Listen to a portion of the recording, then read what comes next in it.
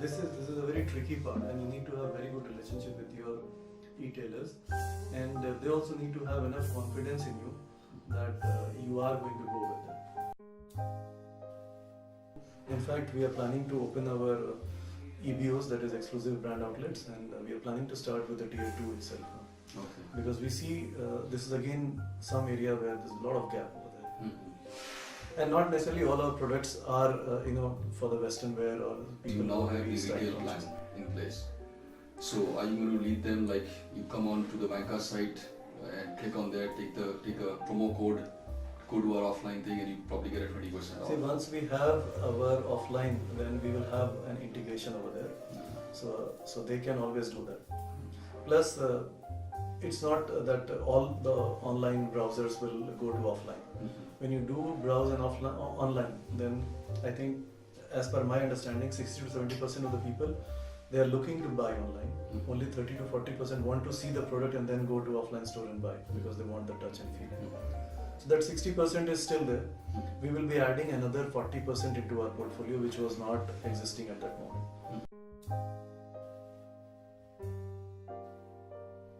Your foray into brick and mortar retail, what prompted this diversification into a dual distribution channel? So there are a lot of styles which need to be touched and which need to be put on to actually get the feel. So those ones have to be present in front of the person. So there are a lot of styles which could be a basic or something which you have been wearing and you're okay with that. Let's say a simple shirt for you. So if you're buying a branded, let's say an Arrow shirt, next shirt will also be of similar size. You just need to choose the color. But especially for a female, when you have something which has got a lot of artwork or a manual work, then you need to touch and feel and see how the effect is going to be in front of you.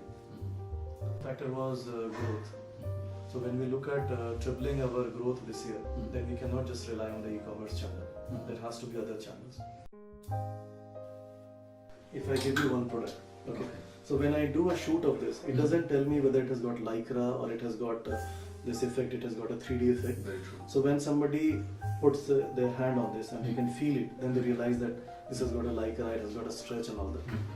So which we cannot. Online, don't you give a description of the product? We do, but the kind of lycra that is there, or let's say when we say there is a sequence, then in that case, if we pick up this one, they don't know whether this is going to peel off or there will be some problem. So they need to see, they need to actually pull it out and then see, yes, it is okay, it's firmly in place, and that's how it is done.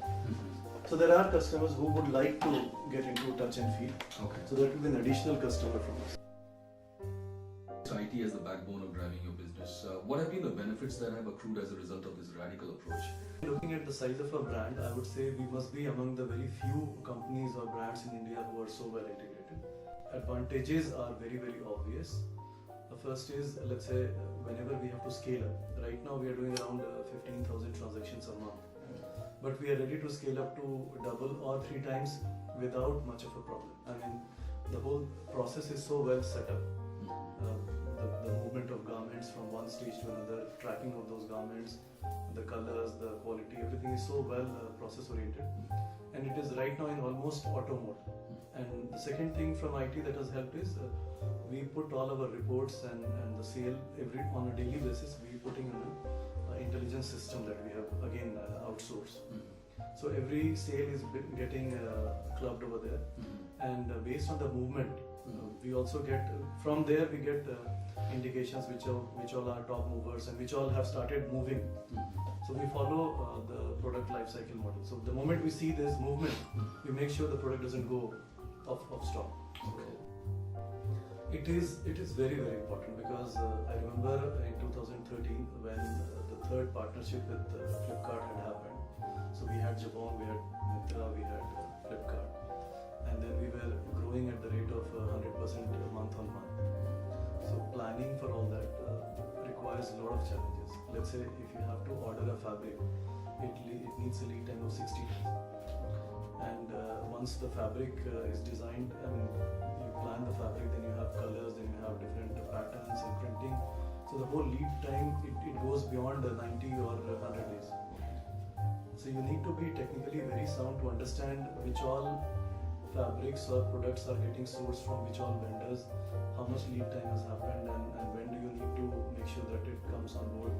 At times there are so many parameters, it's very difficult for a human person to understand all. So IT comes pretty handy over there. I think the first thing which is of prime importance is the funds flow management. Generally what happens when you I came from a corporate background. So for me everything was large in numbers. But for those projections and plans, you needed to have enough cash flow, where I was struggling initially.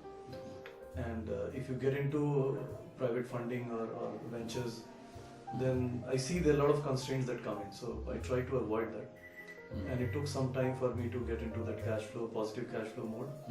Then only I could. So this was one of the biggest challenge. Okay. And especially when you come with something, you are more focused on your strategies and your strengthening of the processes rather than working on your capitals and funds. Everybody will come with their own areas, Right. but ultimately this is the thing that matters. The ROI. ROI. Eventually you have to, if you're putting in that much of money, your effort, it has to come out. This is of course the main thing that I would say. I mean, see, most of the people will venture out in their area of expertise. If I had to work in electronics, then I had no knowledge about it. So that could be, complete zero for me. So I assume all the entrepreneurs will have some knowledge on their areas. So they would know either the back end or they will have one area pretty well done up, either the back end or the central part or the front end. So that part is partly taken care of. Of course, there are other challenges once you get into that. Like for me, I knew the front end was very well. I knew the ERP integration is must. But working with the complete unskilled workers who have zero knowledge about IT, it was a big challenge.